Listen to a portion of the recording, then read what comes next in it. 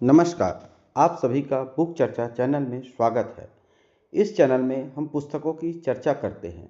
हम अब इस चैनल में CGTT छत्तीसगढ़ शिक्षक पात्रता परीक्षा से संबंधित पुस्तकों की चर्चा करने जा रहे हैं।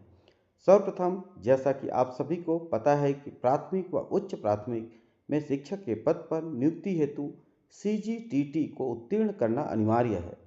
साथ ही माननीय उच्चतम न्यायालय के आदेशानुसार पूर्व से नियुक्त शिक्षकों को भी यह पास करना अनिवार्य है। पहले तो यह बात मन में बैठा लीजिए कि यह परीक्षा पास करना अत्यधिक कठिन नहीं है। आप सभी डीएड बीएड उत्तीर्ण हैं। आप सभी को केवल मन व मस्तिष्क में पड़े धूल को हटाना पड़ेगा। भविष्य में शिक्षक के पद पर नियुक्त होने वाले और पूर्व से नियुक्त शिक्षक अगर इस चैनल के साथ है तो टीटी सर्टिफिकेट आपको प्राप्त होने तक हम आपके हर कदम पर साथ हैं। पूर्व से नियुक्त शिक्षकों के पास पर्याप्त अनुभव है। उस अनुभव व थोड़े से मेहनत के साथ यह परीक्षा उत्तीर्ण कर सकते हैं। सबसे पहले किसी भी प्रतियोगी परीक्षा के लिए सिलेबस को पूर्ण रूप से समझना जरूरी है। आज सामान्य रूपरेखा देखेंगे। अगर आप सभी के कमेंट्स आते हैं तो आने वाले वीडियो में धीरे धीरे बढ़ेंगे। तो चलिए शुरू करते हैं आज की चर्चा। CGTT छत्तीसगढ़ शिक्षक पात्रता परीक्षा 2015 से अभी तक इस परीक्षा के संबंध में आयोजन किस तरह का हुआ है, यह सब देखते हैं। यह एक प्रतियोगी परीक्षा है। CGTT अर्थात छत्तीसगढ़ टीचर एलिजिबिलिटी टेस्ट, यह एक राज्य स्तरीय शिक्षक पात्रता परीक्षा है।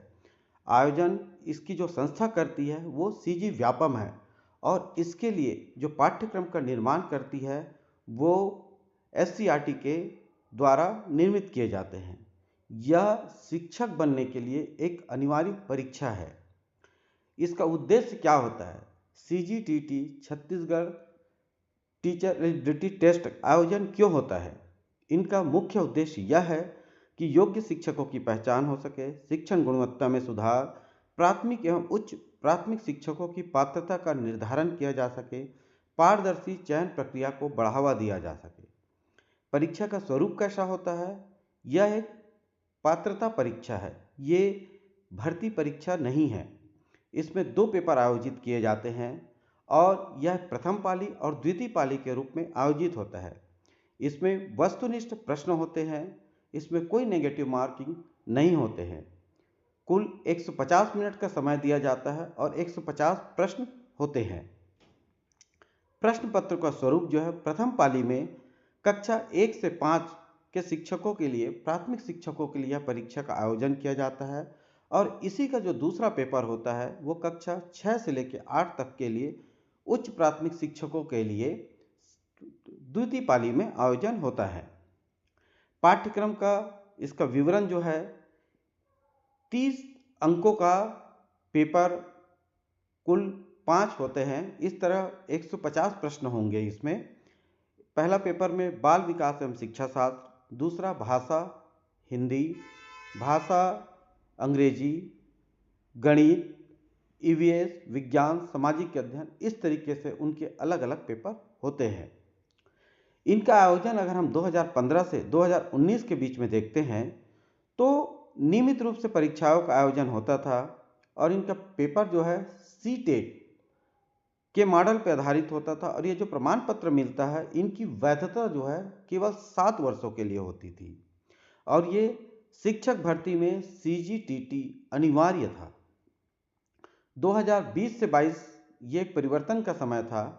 इसमें कोविड-19 के प्रभाव के कारण से 2021 में इसके लिए परीक्षा आयोजन के लिए अधिसूचना निकला था और 9 जनवरी 2022 को इसका परीक्षा का आयोजन किया गया था।